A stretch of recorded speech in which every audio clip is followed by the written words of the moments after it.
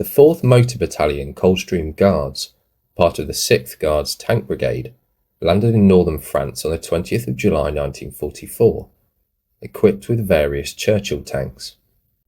They would soon learn the effectiveness of the German firepower pitted against them.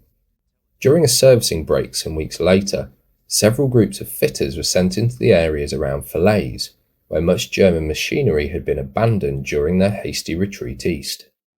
Each group was assigned an area and was to report on equipment suitable for recommissioning.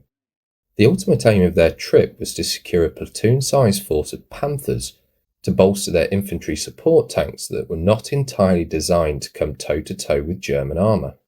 An intact Panther was indeed found and was tested by the brigade's intelligence officer who'd organised the excursion. I'm unsure why, but the idea was dropped and the tank got left behind, but not before some other equipment was taken. Several months later, whilst trying to capture Overloon in the Netherlands, they encountered heavy resistance and saw several tanks knocked out.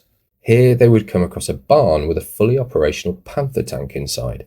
Needing replacements, it was immediately pressed into service.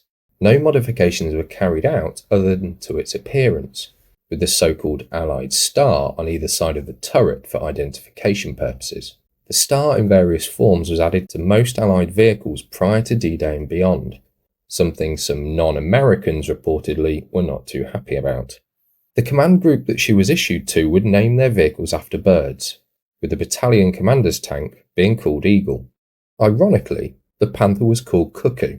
A cuckoo is a medium-sized solitary bird more often heard but not seen. Some varieties even lay their eggs in the nests of other birds. The new addition to the flock would prove to be a good decision, and Cuckoo took part in several operations over the coming months. Its most written about exploit was during the siege of Geijsteren Castle in Holland. Not wanting to suffer heavy casualties capturing it, the British decided to bombard it instead. Tanks and artillery were used, but being designed to withstand a siege, the walls held. Cuckoo would fire directly through the openings into the castle's interior. Its gun and optics were highly respected at the time, and its crew were praised for their actions. Her extra weight in comparison to the Churchill also saw a mention for her preferred handling in icy conditions, this time near Waldenrath in Germany. Unfortunately, as with quite a few heavier German vehicles, she would suffer a breakdown.